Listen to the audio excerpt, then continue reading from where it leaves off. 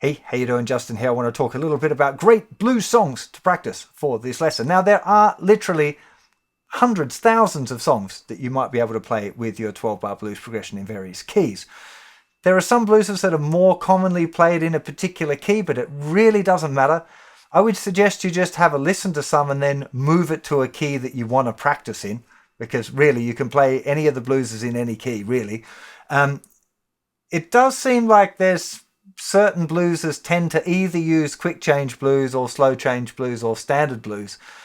You don't have to, right? So Before You Accuse Me by Eric Clapton is generally played in the key of E, and it's usually played with a quick change, but you don't have to.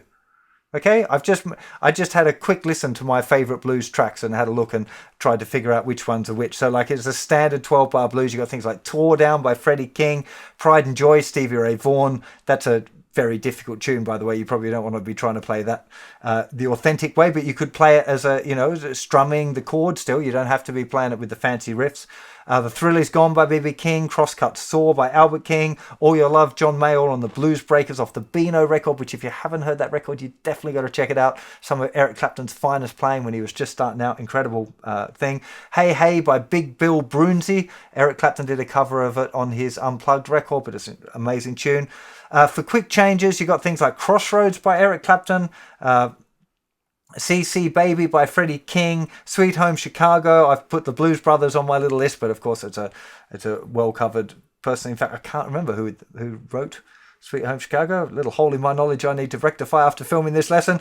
Sky is Crying by Elmore James. Some examples of slow change bluesers. We got stuff like Johnny Be Good by Chuck Berry, Scuttle Button by Stevie Ray Vaughan. I've just put that on the list because you should check it out. It's incredibly hard song to play. Definitely not a beginner's one. Boom Boom, John Lee Hooker. And in your blues journeys, you might encounter some as well that have just got one chord, that are kind of riff-based. Now, we haven't really talked much about transcribing, i.e. working out riffs on your own, but it's the kind of thing that you might want to start checking out if you're into blues.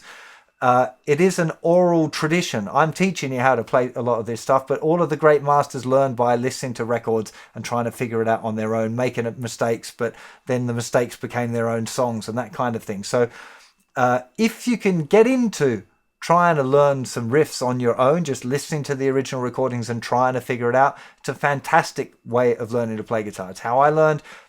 All of the greats that I listen to and that I love learned to play that way. Okay, so if I can inspire you to start learning that way as well, what I'm going to teach you will help you up that ladder a little faster than just doing it all on your own. But definitely a good idea to try and learn some stuff by ear as well. We will be covering more of that a little bit in grade 3. Completely went off on a tangent there. The one chord songs that I've put on the list, and I will add to this list as well after I've done this filming, was Mannish Boy by Muddy Waters and I'm a Man by Bo Diddley. Got stuff like Smokestack Lightning as well, kind of springing to mind. There's loads of great blues songs that have just got one chord. So that's also might be a fun thing to have a little bit of a go at. Obviously, fairly easy to remember the chords if it's only got one, right? Or it could be any one. It's a blues, right? So, plenty of stuff to explore here. The most important thing really is improvising and being able to memorize the 12-bar blues form, because then you've got access to all of these songs. If somebody says, hey, do you know this song? It's a blues. You can go, no, I don't know that song, but I know how to play a blues, and you just be able to play it and somebody else will be able to sing along with it. That is pretty cool. So I really hope you're enjoying this lesson. I'll see you for your practice schedule in just a sec.